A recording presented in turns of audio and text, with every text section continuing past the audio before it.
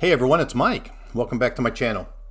So my last couple videos, I've been trying to play some intro to craps strategies for those that are just learning, and I created two series.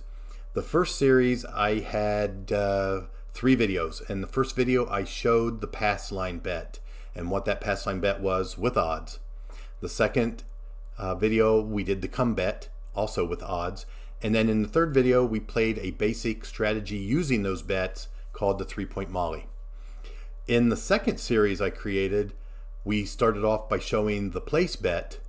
Then the next video showed the field bet. And then the third video showed a very common strategy that uses the place bet and the field bet called the iron cross. And then I played a variation of the iron cross where I tried to move the vulnerability of the 7. I tried to move it or repurpose it over on the 5 with a lay bet behind the 5.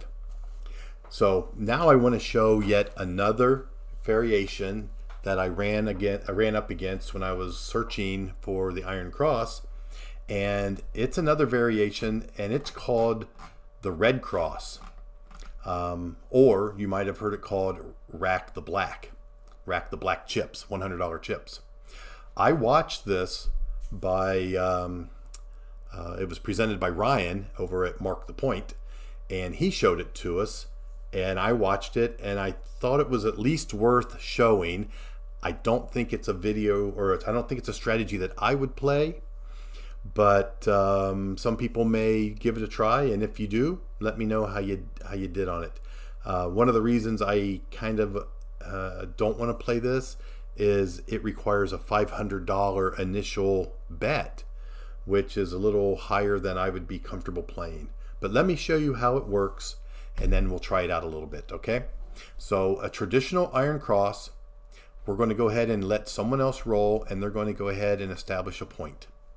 Okay, so there's the 8, so they would mark the 8 with the puck, and we would set up with the traditional iron cross 125 on the 5, 150 on the 6 and 8, and 75 in the field. Okay, now here's the strategy.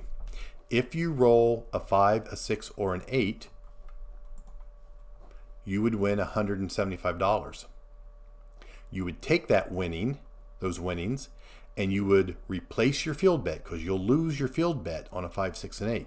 So you'll replace the field bet for 75, and then you're left with a $100 black chip. You would rack the black chip, rack the black. Okay? So that's the strategy if you roll a 5, 6, or an 8. If you roll a field number, a 2, 3, 4, 9, 10, 11, or 12, you would win 1-to-1. Unless you roll a 2 or a 12, you'd get paid double. But let's say you roll a 3, you would win $75.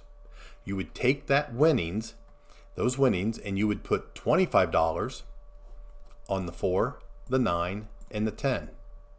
Okay? Let's just go ahead and make them place bets. Okay? Now, if you rolled another field bet, you would take that $75 winnings from that second win, and you would press the 4, the 9, and the 10. And if you can do that 3 times, you would have $75 on your 4, your 9, and your 10. At this point, you're at the next level of your strategy. Anything you roll now, you're going to rack. Okay? And here's the way Mark the Point, or Ryan at Mark the Point, explained it. The 5, the 6, and the 8, replace your field bet and rack a black chip. Your field bets feed your remaining box numbers, the 4, the 9, and the 10. So you keep hitting the field bets, you keep pressing up the 4, the 9, and the 10. Once you get those up to 75, or maybe you want to take them up to 100, once you get to that point, then any of your box numbers will then feed the rack. Okay? So let's go ahead and give this a try. And again, it's a little bit rich for my blood. We're going to play this at a $1,500 table and see how it goes. Okay? Let's go ahead and roll and try this strategy out. Okay, we're going to go ahead and get this started. We're going to start with a $1,500 bankroll. And let's go ahead and make sure we're in turbo mode here. And I think we're going to let someone else roll, so we're going to wait until the point is established. So let's go ahead and roll. And let's get that turned off. Let's get these down.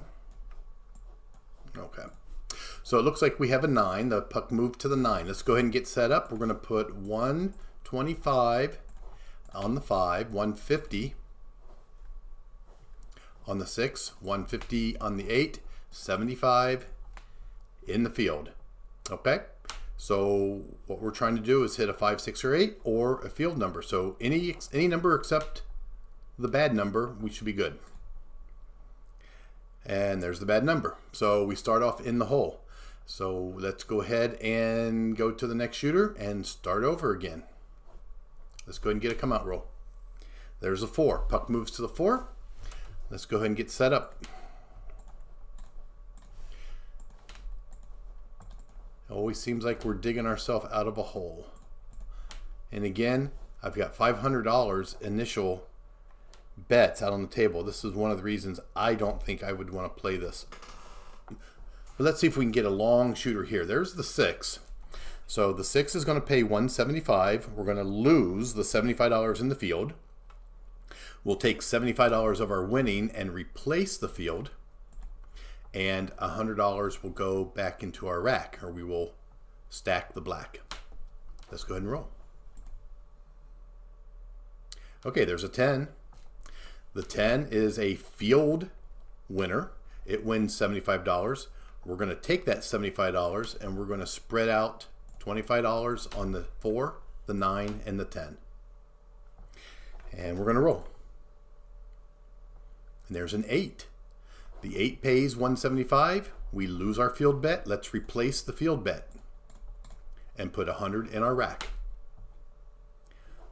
Let's go ahead and roll. There's a 6, same thing. Win 175, lose 75 in the field. Let's replace it. Rack a black chip. Stack the black. Okay. Let's go. There's a 5. Same thing. We win 175. We lose the $75 in the field. Let's replace it with our 175 winnings and put 100 in the rack. We're going to go ahead and roll. There's the 9. The 9 is good because we win in the field and we also have a $25 bet on the 9. So we win 75 in the field, so we're going to take that 75 and press the 4, the 9, and the 10. Now, I know in my explanation of the strategy, I made mention that we would just press these until we get to 3 or 4, maybe 75 or 100. I believe that in the video I watched, sometimes we just press as long as we can. But because if you do get that real long shooter and you get the 4, the 9, and 10 pressed up to 200 or 250, you hit the 4 or the 10, you know they pay 2 to 1. So that's a big win. So we'll just continually press the 4, the 9, and the 10 whenever we hit a field bet. Okay, so that 9 was a field bet winner. Let's go ahead and roll. There's the 6. The 6 is going to pay us the 175. We have to replace the field. And we rack $100 or a black chip. Another 6, same thing. Same thing. We're going to replace our field bet and rack $100. 8, same thing. We win 175, replace the field because we lose it, and rack $100. So you see we've been racking a black chip. There's the 9. The 9 wins in the field, but it also wins our $50 place bet on the 9. So in this case, we're going to go ahead and take that $75 win out of the field and press 1 unit on the 4, the 9, and the 10. And 1 unit would be $25. Okay, let's continue. There's an 8. The 8 is going to win 175. We're going to lose the 75 in the field, replace the field, and rack the black chip. Let's roll. There's the 4. Look at that. That is a winner in the field. It's also a winner on the place bet on the 4, and it's also the point. So the puck comes off. We win. We're going to take 75 of that and press the 4, the 9, and the 10. Now our puck is off, so let's make our bets off. So let's come over here and turn our bets off. Let's take our field bet down, and let's have our same shooter go ahead and establish the new point. And it's a 9. So the puck will move to the 9. These bets are back on. Let's put 75 in the field, and let's continue on. There's the 8. Pays 175. We lose our field bet, replace the field, rack a black chip, rack 100. Let's roll. There's the 6. So again, we're going to rack a black chip. We've rolled 18 times. We started off, our first shooter rolled the 7 out, and we lost $500 right off the bat. Our second shooter has rolled 16 times, and we're still in our second shooter. And that shooter so far has won $1,540. More than made up our loss. So if you can find that shooter that can shoot 15 to 20 times, just continually press the 4, 9, and 10. This one could be a good one. Again, might be a little rich for my taste, putting $500 out on the table at the very beginning, and as soon as I rolled that first 7 and lost that 500, I thought we were going to really be in trouble. But the second shooter so far has rolled 16 times and has more than made up for our loss. So if we want, we can we could go ahead and take the 4, the 9, and 10 back down and lock those profits, because you know me, I'm a little more conservative. I would lock those and basically start this strategy from the beginning. Okay, $500 on the table. Let's continue with shooter 2. There's the 6. Same thing. 6 wins 175. We lost 75 in the field. We replace it, and we rack a black chip.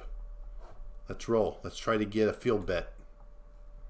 Nope, there's the 7 out. Okay, so it was kind of good that I locked those winnings in, because the 7 came out after the second roll, after we locked those in. So that took us down by another 500. So we're still positive. We're still positive 640. So is it a good strategy? Yeah, I guess it is. If you avoid the 7, it's a good strategy. Is it a little expensive? It is a high roller strategy. If you're putting $500 on your initial bet and you hit that 7 out quick, you're going to go negative. And we saw that on my shooter number 1. It only rolled 2 times. We rolled the point and then the 7. So that can get a little nerve-wracking. But like I said, if you can find that shooter that can roll, shooter 2 rolled 18 times. We were able to make up our losses, get a nice profit going, and then I took down the 4, the 9, and the 10 and locked in those profits and rolled 2 more times and then hit the 7. So this is called the Red Cross Stack the Black, presented by Mark the Point. He also mentions that Waylon did this. I may go out and watch his videos to see if he does anything a little different, and may try it again. But for now, that's going to be the end of this video. Hope everyone's having a great day, and as always, thanks for watching.